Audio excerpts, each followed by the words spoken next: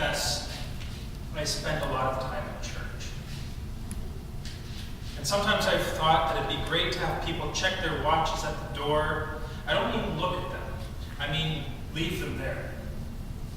You see, we spend enough time watching the clock, working at being productive, working at making time make money, but maybe we need to spend our time more wisely. Have you ever spent an evening at home, shut out the light, and put fire to a wick? It's a soothing thing to sit by a candle and hear the words of your family member or friend light up the room. Or have you ever left an email message to the next day, letting it all just fall away for a second, as though it wasn't the most important thing in the world? I don't often take to glamorizing the past, but sometimes I long for the simpler days I've heard about, days my grandparents and great-grandparents would have lived. Times when horses could not pull a cart at upwards of 100 kilometers per hour, or when windows were single pane, so time would be spent splitting wood and stoking a fire. They lived off the grid so well that the only grid they knew was Sunday mornings, and maybe a neighbor or two. As much as I like having the world at my fingertips, sometimes the speed at which information races along superhighways makes me feel like I'm on that proverbial hamster wheel, moving and pedaling to keep up. But with what? Who am I chasing? What am I pursuing? Spending my time like that doesn't add years to my life or happiness to my memories.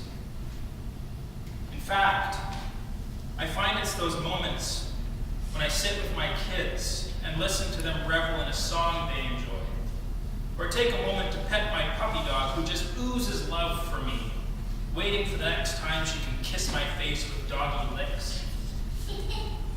It's those moments that light up my life more than any LED light bulb or backlit screen could. And how free I feel when the need to check the likes on my Facebook timeline fades away for a day or a week, and I find myself outside in the sunshine, at the playground with my daughters, or thumping a drum, or pounding some keys and making a racket with a friend, and it rocks my world.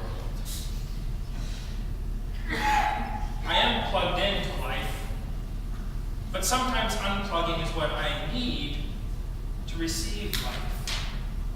Sometimes the currents and fiber optics that run between us prevent us from having what a hot beverage can produce. Sometimes it's the eye contact, not the virtual platform, that fulfills our need for connection. And as much as I count my successes in the numbers on social media, the one-on-one I have with a good friend always rewards me more richly.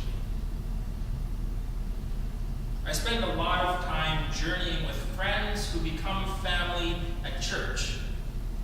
I've wondered, what would happen if the projector burnt out? Or what would happen if the soundboard gave up the ghost and microphones went dead? Or what would happen if all the bulbs ceased to give light and the power went out? Could our time together continue? Can life together happen unplugged? So don't check your watch to see how long this took. Don't check that text that just buzzed in your coat pocket. Don't even check your email this night. Put it all aside. Drink in this time here